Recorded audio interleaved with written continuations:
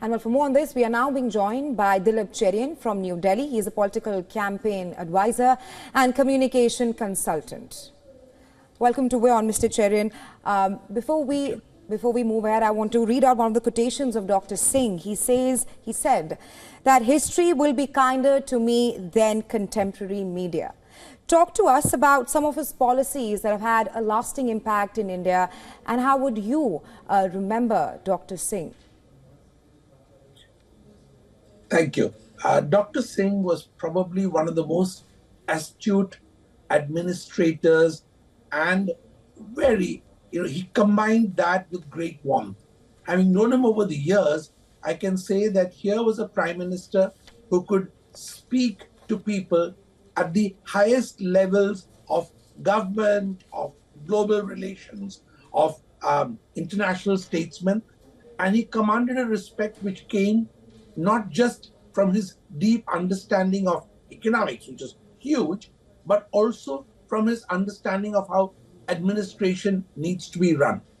Here was a man who also ensured that his cabinet colleagues got the freedom to work, to speak, to be heard, to be visible in ways that had not happened before him. As a party person, I guess he wasn't as involved as many other leaders of the party would be, but that was something that everybody understood was not his strongest suit.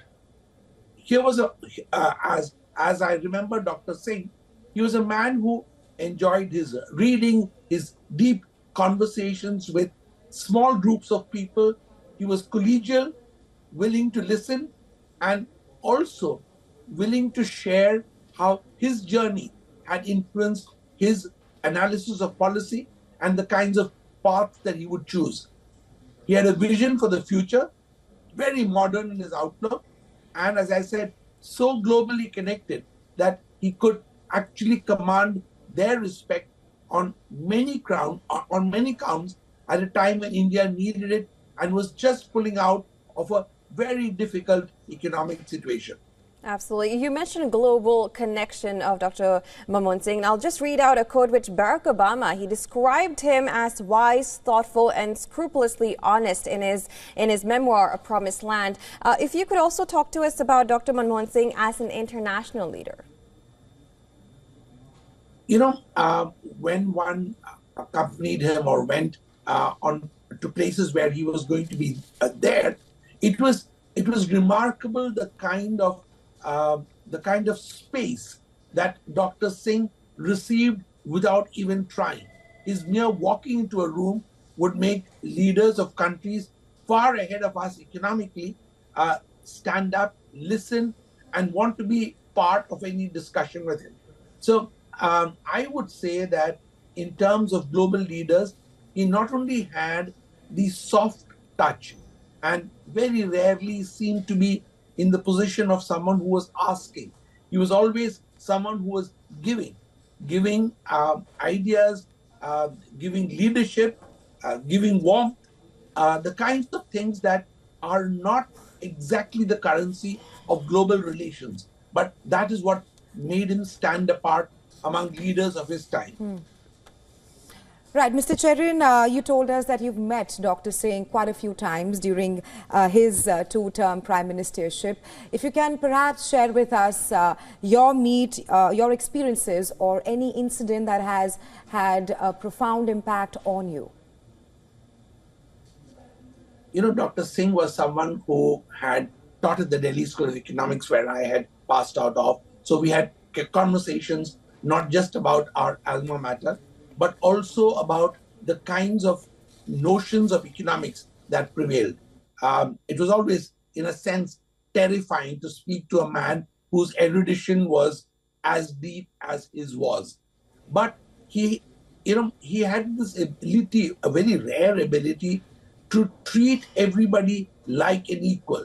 And I remember in my meetings with him, we would talk about the issues that mattered deeply to him, but he would ask questions and try and understand perspectives from the outside. As somebody who dealt with the world of business, reported on it, advised many large conglomerates.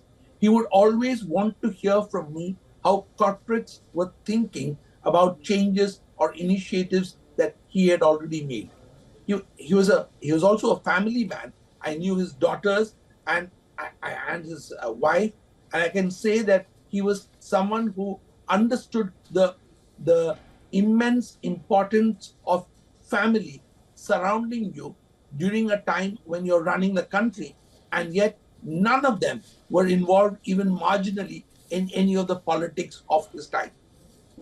Absolutely. Now, you talked about how he was, of course, we call him the father of the economic reforms in India. He, in 1991, drafted what economists call one of the most radical budgets in India's history. If you could just elaborate upon how, if you talk about he was educated from Oxford. If you could just elaborate about his illustrious education background and, of course, his career as, a finance minister as well, and then growing and becoming the Prime Minister of India.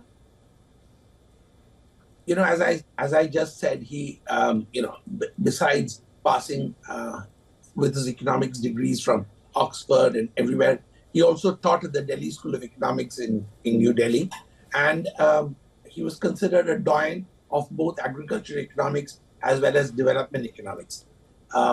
Dr. Singh's big quality in terms of being a globally recognized economist was the fact that he came from such a humble background and rose to have almost all the possible degrees and the honorary doctorates and other recognitions that previous prime ministers probably never had the opportunity. But remember, he always emphasized that he came from the kind of background where he needed to read his books under a street light. So that didn't hold him back.